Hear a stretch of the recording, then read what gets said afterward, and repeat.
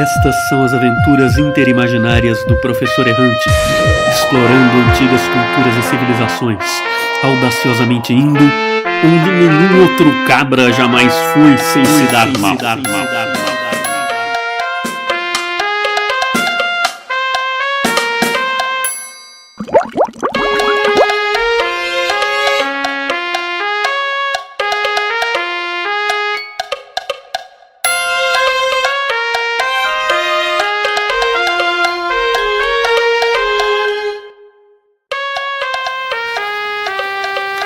Bom,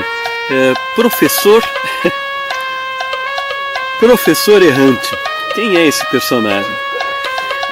Basicamente, é um super-herói. Um super-herói um pouco incomum. A começar porque ele é velho, careca e vira bode.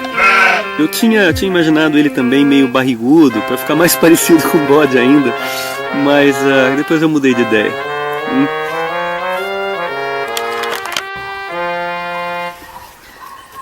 Bom, o Professor Errante, com as aventuras dele, foi criado como um recurso para a gente poder tratar de assuntos ligados ao pensamento mítico, de um modo geral. E aí quando eu falo sobre pensamento mítico, eu não estou falando só sobre mitologia grega, estou falando sobre pensamento mítico de um modo geral, né? Essa maneira mítica de se pensar as coisas, que está presente nos mais variados povos do mundo, em cada lugar de uma maneira diferente, muitas vezes conectado ao sagrado, não é? Mas nem sempre, e não necessariamente, isso é uma das coisas que vão ser discutidas, né? Falando sobre esse assunto. E é uma coisa que está presente hoje também. O pensamento mítico de hoje, muitas vezes, com muita frequência, aparece de maneira dessacralizada, sem estar necessariamente ligado a alguma coisa de sacro, e nem por isso deixa de ser pensamento mítico.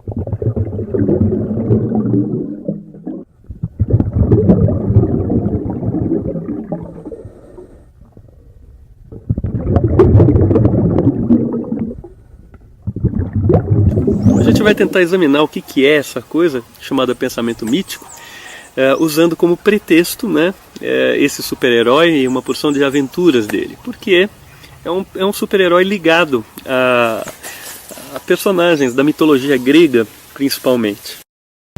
Estas são as aventuras interimaginárias do professor errante, explorando antigas culturas e civilizações, audaciosamente indo onde nenhum outro cabra jamais foi sem se dar mal.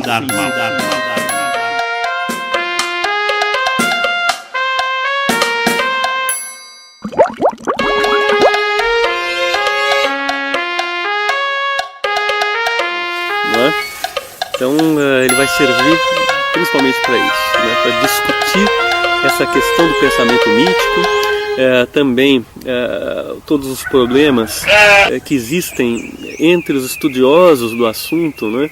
No sentido de tentar definir o que é propriamente pensamento mítico. Se eu digo, por exemplo, que o pensamento mítico não é necessariamente uma coisa conectada ao sagrado, eu já estou tomando uma posição num debate que existe, uma posição consideravelmente ousada, digamos assim, porque muita gente considera o pensamento mítico como necessariamente conectado ao sagrado. Eu não. Então nós vamos ver uma série de discussões, né, que existem em torno disso, como definir o pensamento mítico, quais as relações com a questão do sagrado, quando tem, quando não tem, mas acima de tudo nos interessa aqui examinar as fronteiras que demarcam o território desse pensamento de tipo mítico, não é? em relação ao pensamento filosófico, que é uma maneira diferente de se pensar, né? E apesar de o pensamento filosófico ser diferente do pensamento mítico, eu costumo trabalhar com a ideia, herdada talvez um pouco do Ernest Cassirer, né? De que a gente tem um contato íntimo e constante entre a filosofia e o pensamento mítico, de que a filosofia não nasceu só ali no começo, nos primórdios, século VII a.C., né, em confronto com o pensamento mítico grego. Eu acho que mais do que isso, a cada momento em que ela é praticada, a filosofia renasce, digamos assim, recolocando esse confronto.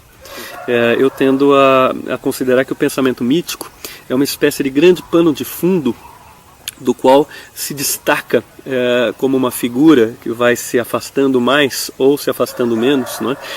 Um grande pano de fundo do qual se destaca o pensamento de tipo filosófico, que vai estar sempre mantendo essa relação com o pensamento mítico, ora se cruzando com ele, adquirindo elementos de pensamento mítico, incorporando, né, na filosofia, ora demarcando mais precisamente o seu território e se afastando do pensamento mítico, tentando mostrar o seu diferencial enquanto pensamento filosófico. Na verdade, eu diria que o pensamento mítico aparece a partir do momento em que a gente adota um certo tipo de atitude quando a gente chega nos limites, nas fronteiras do nosso conhecimento mais claro, mais seguro. A gente tem coisas que a gente conhece, ou pelo menos em relação às quais a gente se sente mais ou menos seguro no campo do conhecimento, e a gente tem as fronteiras, os limites disso. A gente tem o ponto em que a gente chega ali num terreno em que fica um pouco difícil a gente dar alguma resposta a respeito de certas coisas, fica difícil a gente ter uma clareza quanto ao melhor caminho a seguir. Né? Nesses momentos de indefinição, né, de incerteza, de imprecisão nas nossas explicações, quando nós começamos a tatear nos limites daquilo que nós conhecemos, ali de dentro do que nós conhecemos, tocando, esbarrando, digamos assim, o desconhecido, nesse momento, nessa fronteira, me parece que pode emergir, dependendo da atitude que a gente toma em relação a isso, um pensamento de tipo mítico.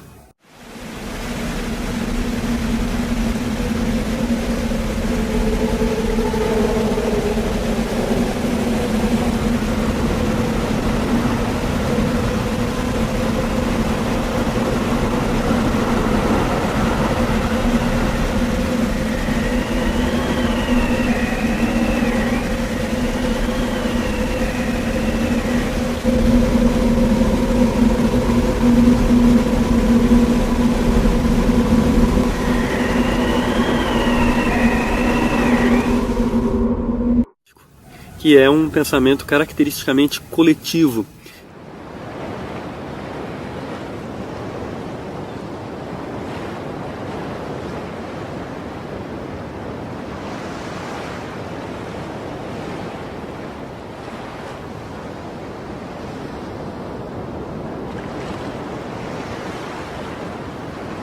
É uma forma de pensar coletiva que se individualiza na pessoa que assume isso e dá a isso uma formatação própria, uma forma que lhe é mais característica, selecionando algumas coisas, ressaltando mais umas do que outras, preferindo certas versões da mesma história que circula popularmente ao invés de outras, esse tipo de coisa, né?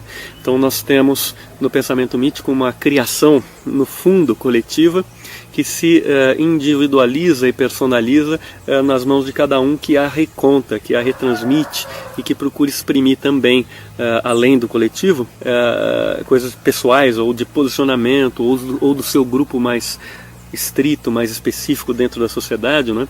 Ali, naquele pensamento de tipo mítico. Isso acontece nas fronteiras do conhecido, do sabido, quando nós chegamos ali no terreno em que nós não sabemos muito bem, mas queremos continuar falando a respeito.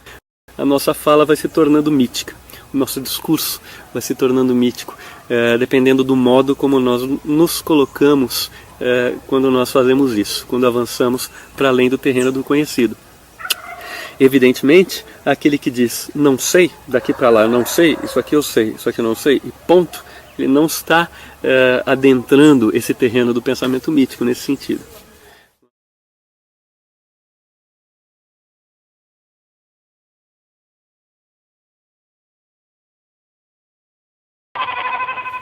Não é? Quer dizer, eu tendo a pensar nessa direção a questão do pensamento mítico, e tem mais uma porção de outros elementos característicos que eu acrescentaria aqui para fazer uma delimitação mais clara, dar os contornos mais nítidos disso que é o pensamento mítico.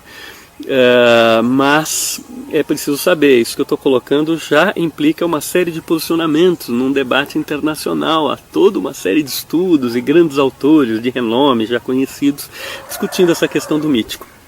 Então, quando eu digo que o personagem, professor errante, vai ser utilizado para a gente trabalhar a questão do mítico, eu digo que eu não vou apenas fazer referências a grandes heróis ou grandes aventuras da mitologia grega ou até da mitologia de outros povos. Muito mais do que isso, eu vou fazer referência às explicações e aos debates que existem circulando por aí a respeito do mítico, né? E vou me posicionar nesses debates colocando um ponto de vista que tem alguns traços, alguns pequenos traços iniciais já esboçados nessa minha primeira fala.